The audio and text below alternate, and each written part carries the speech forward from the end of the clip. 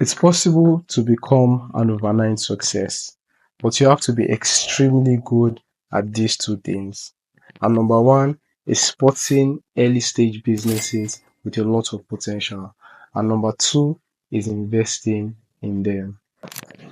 Today, I'll be talking about early stage businesses and how to get ahead of everyone by investing in them. But most importantly, how to invest in them fractionally, which means investing in them without having venture capitalist funding and still making significant profits from those investments. But first, what are early stage businesses?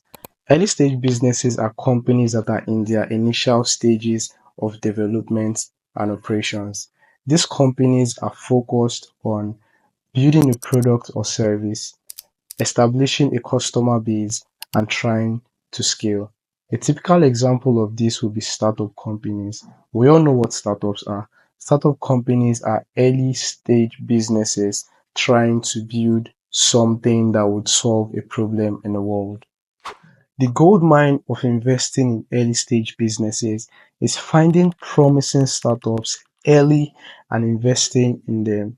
Now, it depends on what you want to get out of the investment, but you could get cash flow down the line, you can get equity in the business, or both.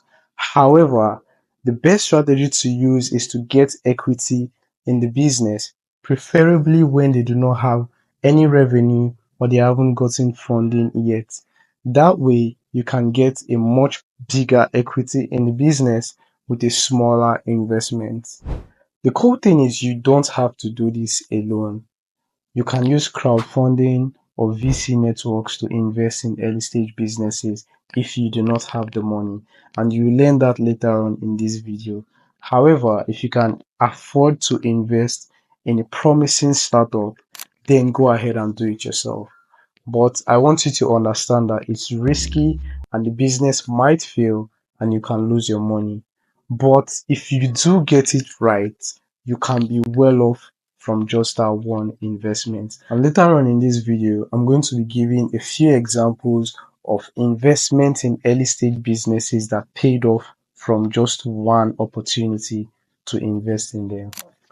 Personally, I do think that investing in early stage businesses is more about investing in the founder and in the team running the business than the business plan itself. So make sure you trust those who are running the business to have their heart in it, because at some point that is all you are going to need. However, we can't talk about investing in early stage businesses without acknowledging its rich history. Investing in early stage businesses now is just like how it originally started, which is the funding of an entrepreneur's business that is usually done by friends and family. Then we got to the rise of the angel investor in the early 20th centuries, which originally started in Broadway Theater in New York City, and investors will fund production in exchange of the profits. By the mid 1900s, this concept extended to business startups, particularly in Silicon Valley. Then it transitioned into venture capitalists investing in the post-World War II era, where firms funded tech innovations. In the late 90s and early 2000s, when we got into the tech boom, this was when investing in early stage businesses exploded. And this was when companies like Google, Facebook, Amazon was born. And in that era, they raised funds and gave investors massive returns.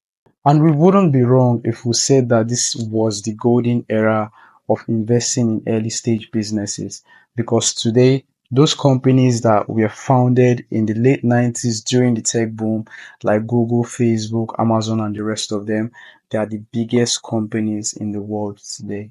Then it became possible to crowdfund and democratize investing in early stage businesses from the 2010s up till date. And right now, investing in early stage businesses is a global phenomenon, with governments and institutions backing startup innovations.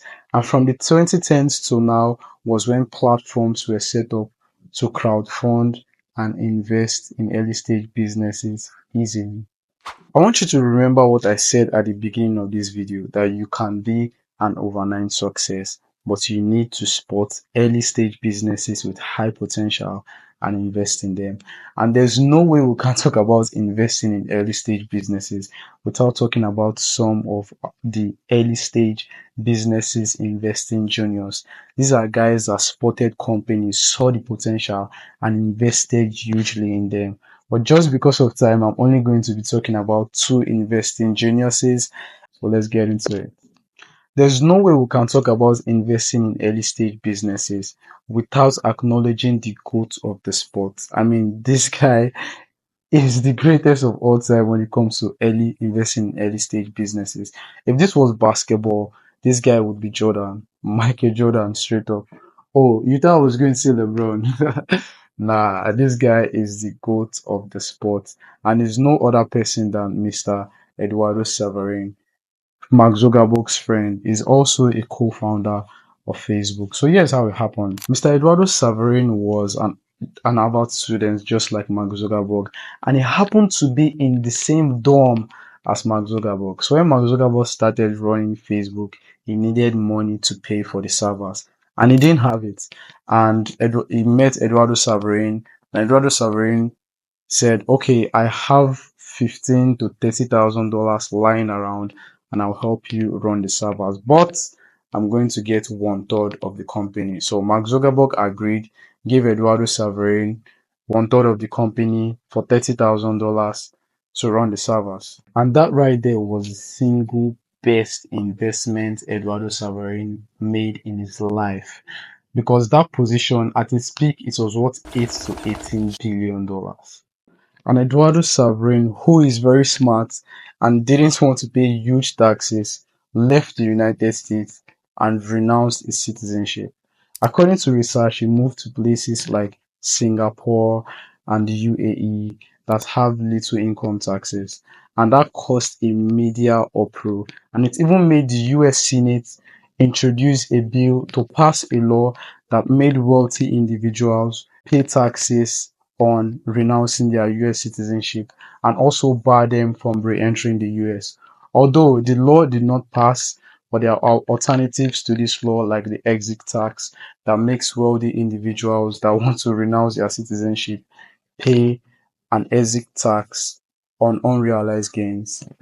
Another legendary investor in early stage businesses that I have to talk about is a Stanford professor and entrepreneur who was the earliest investors in Google, and he goes by the name Mr. David Sheraton. Mr. David Sheraton invested in Google when it was still a research project. Sergey Brin and Larry were actually his students, and when he was investing in Google, him and his friend wrote $100,000 check payable to Google Inc., which forced Sergey and Larry Brin to register the company in order to get the money.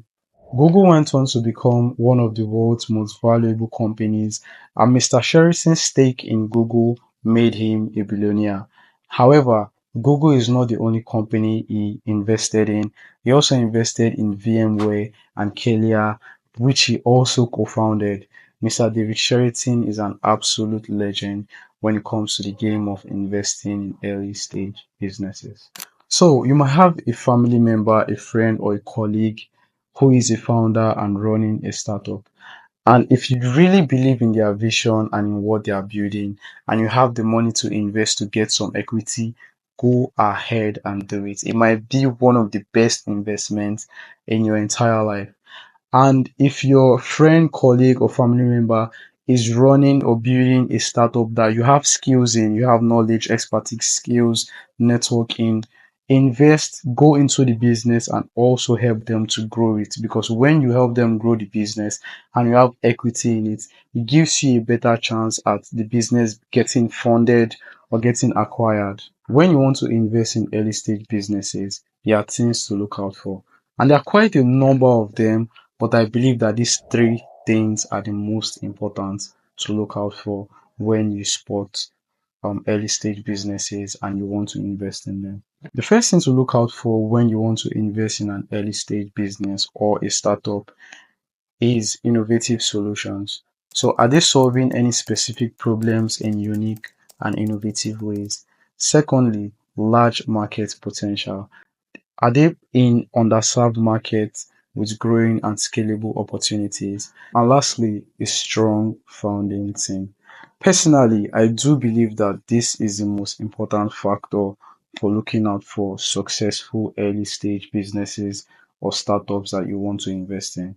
Because a startup might have the best business strategy, good idea, products, execution. The company might still fail if they don't have a strong founding team that has ambition and drive, not just for the business, but in solving a problem or filling a need that the world desperately needs or is in search of. Like I said earlier at the beginning of this video, investing in an early stage businesses or a startup is more like investing in a person or a group of people. So you want to know what they are like and how they stand out, their drive, their ambitions, what they call a founder story, the story and the motivation behind why they are starting that business or that company. And when you are comfortable with their why, investing in them gets easy or investing in company gets easier. And other signs to look out for before investing in a startup are early signs of success. Could be partnerships, which is customer interest, and it could be successful launch of a prototype and other things as well.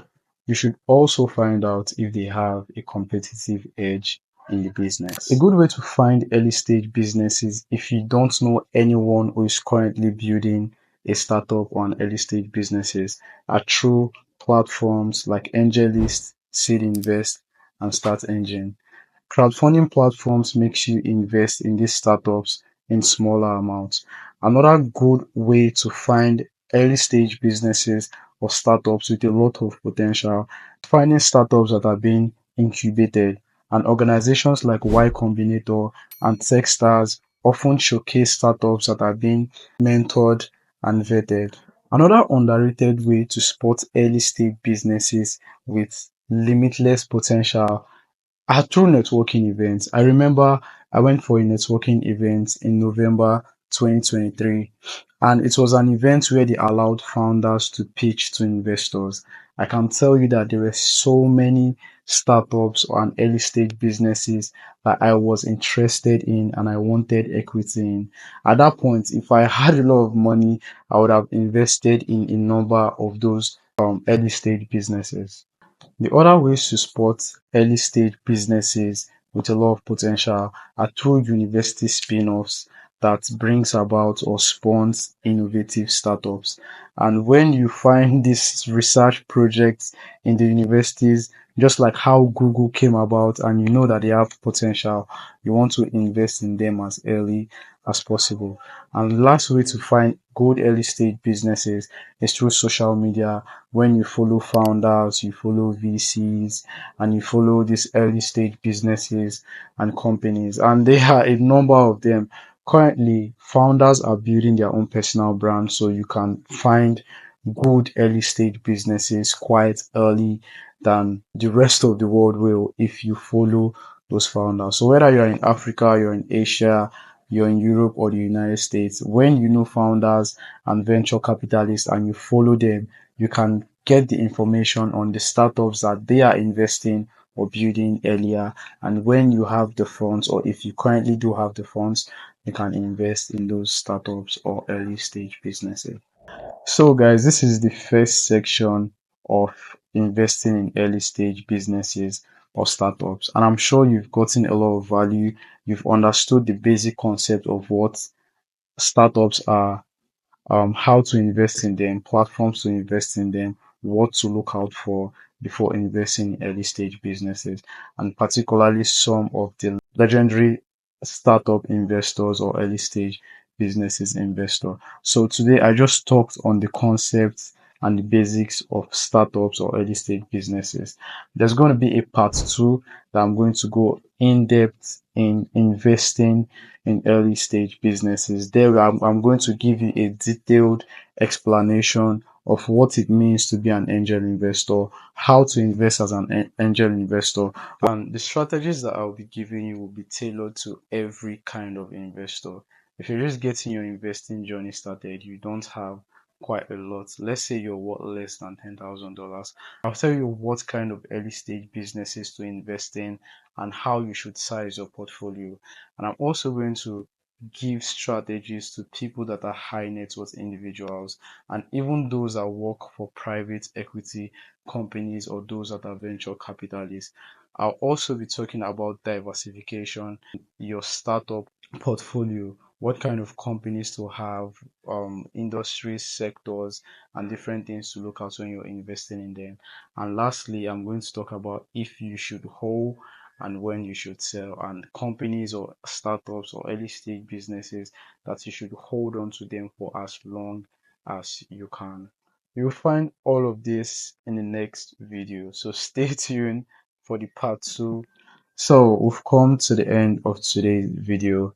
If you're new to this channel, I want you to like this video. I want you to subscribe to this channel. And lastly, I want you to share this video with a friend that you want to see get rich as well. And remember, success is the only option for you. I'll see you guys on the next one. Thank you.